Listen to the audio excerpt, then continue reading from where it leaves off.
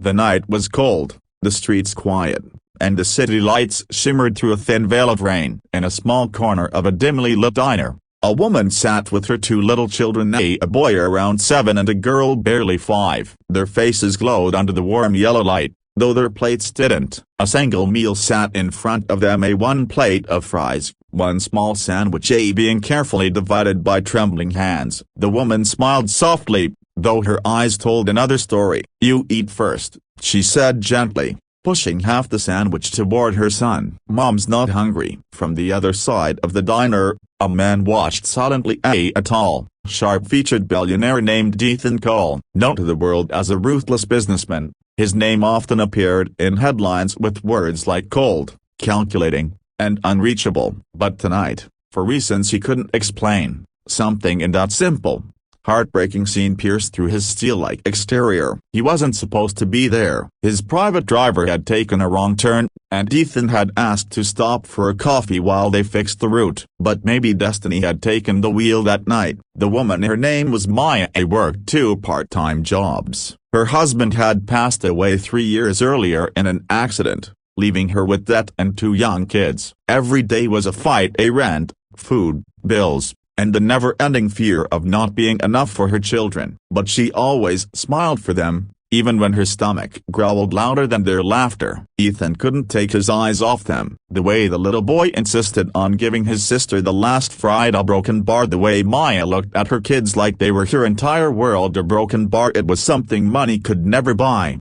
He called the waiter over quietly. "That woman and her kids, bring them anything they want. Don't tell them who it's from." But the waiter shook his head. "Sir, they already paid and said they were leaving. Looks like they can't afford more." Ethan stood up abruptly. "Wait," he said. But by the time he reached the door, Maya and her children were already stepping into the cold night, holding each other tightly under one small umbrella.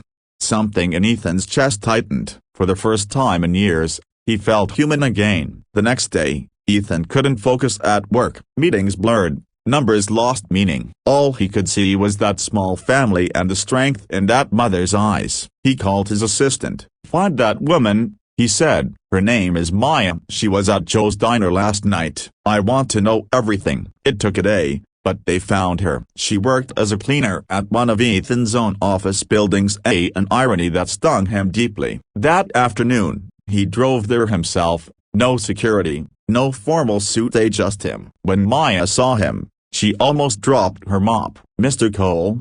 she stammered. "Yeah, I clean your office. Did I do something wrong?" He shook his head. "You did everything right." He asked her to sit down. Nervously, she obeyed. "I saw you last night," he began softly. "At the diner, with your children." Her eyes widened, her cheeks flushing with embarrassment. "Oh, a broken bar. I'm sorry. Don't be," he interrupted gently. "You reminded me what real strength looks like." She blinked, confused. He continued, "You're working 2 jobs. You're raising kids alone, and yet, you smile for them. That's strength you've never seen in boardrooms or mansions." Tears welled up in her eyes. "I just do what I have to do," she whispered. Ethan leaned forward. "I want to help you." "No strings attached." "Help me?"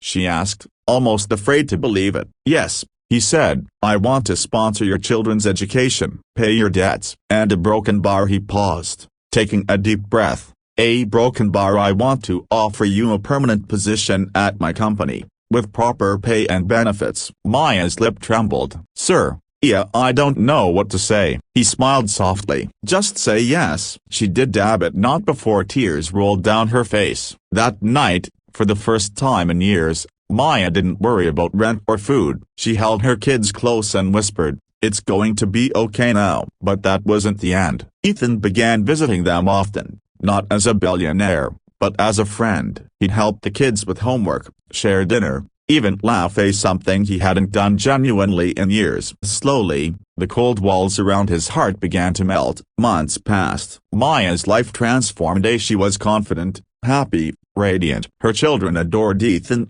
and in their innocent hearts, they saw in him something he never expected, a father figure. And one snowy evening, as the city glittered with Christmas lights, Ethan found himself sitting at Maya's small dining table, sharing a home-cooked meal. It wasn't luxurious, It wasn't lavish, but it was real. Maya smiled as she watched him laugh with the kids. You know, she said softly, we used to pray every night for a miracle. Ethan looked at her, his eyes gentle. And I prayed for something real in my life. Maybe we were both heard. That night, as snow fell outside and laughter filled the little home, the billionaire who once had everything finally felt what it meant to be truly rich.